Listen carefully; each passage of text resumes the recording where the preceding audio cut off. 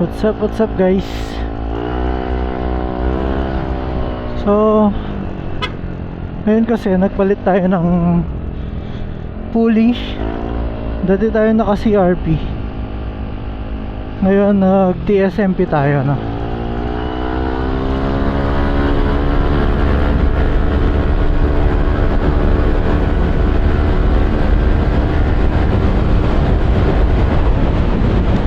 Ngayon naka TSMP tayo na pulley, and then naka 9 grams tayo na bola, 1.5 na center spring ng TSMP din.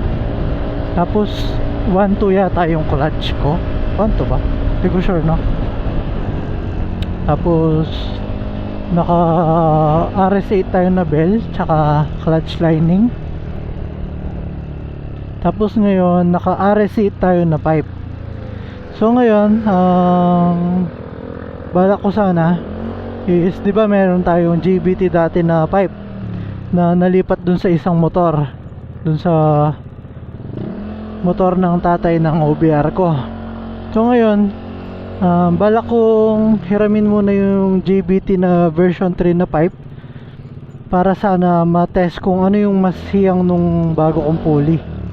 So bali, gusto ko malaman kung alin ba yung mas maganda yung performance ng bago kong pulley, kapag ba yung RS8 na dual tip na pipe yung nakalagay or yung JBT na V3. So yan, mamaya testingin natin muna to dun sa may magandang daan doon, yung power nya, para din ma-compare natin kung alin yung mas hiyang ng bagong pulley natin. So yan, nandito na tayo sa pagte-testingan natin na lugar dito sa bypass road na to. So ayan, start tayo dito, tapos tignan natin hanggang doon sa dulo doon. So dito sa line na to, tignan lang natin ha. 1.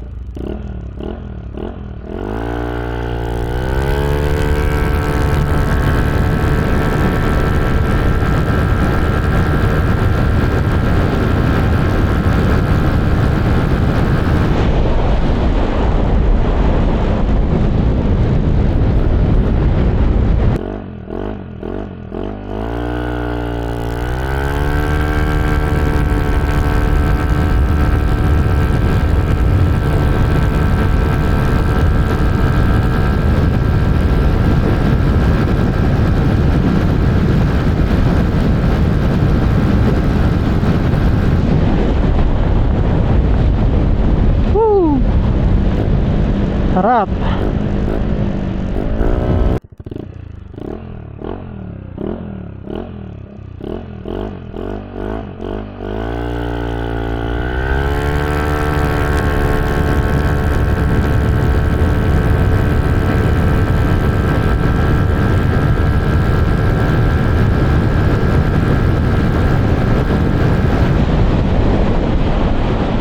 Kanina kasi nakapreno ko tapos bomba para medyo yung tumaas na yung RPM, pero hindi ko sure kung ano. Try natin ngayon na full throttle lang without braking. Hindi kasi ako marunong guys eh. Okay. Parang mas malakas yung starting nito.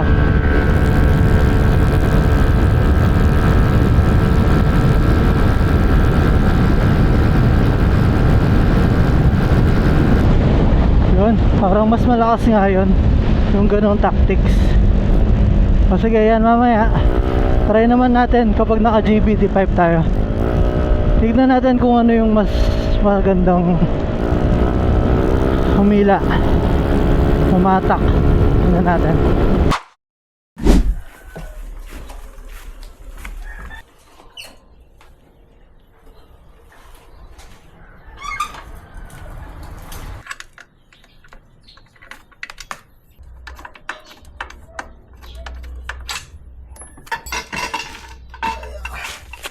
So ito na guys, tatagal na natin yung RS8. So ito yung dual tip ng RS8.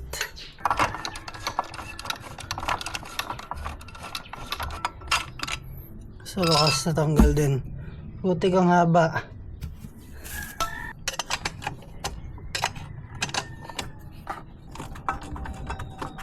Mas maganda, kabit mo muna yun dito.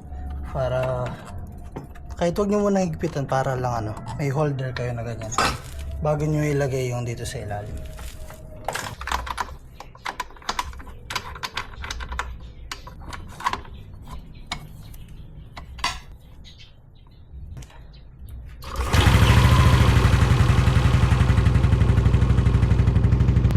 Para malaman natin kung singaw ba sa pan natin tong butas.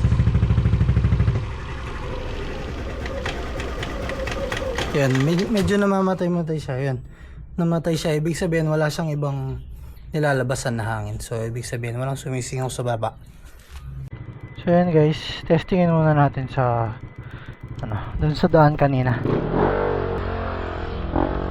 Grabe, sarap talaga sa tenga ng JBT. Tamis ko.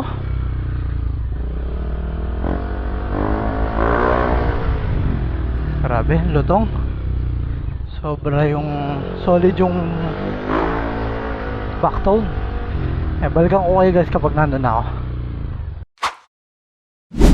Alright, nandito na tayo guys. Parang medyo parang medyo nakukulangan na ata ako sa power neto. Parang mas feel ko yung power ng nung RS8.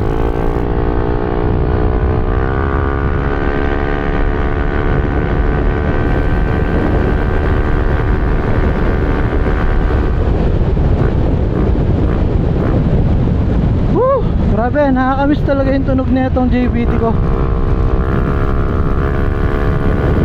Ito, parang kapag ito yung gamit ko, yung JBT, dito tayo mag-start. Yung pag ito yung gamit ko, yung JBT, parang hindi siya yung hindi siya malakas humatak. Pero tignan natin,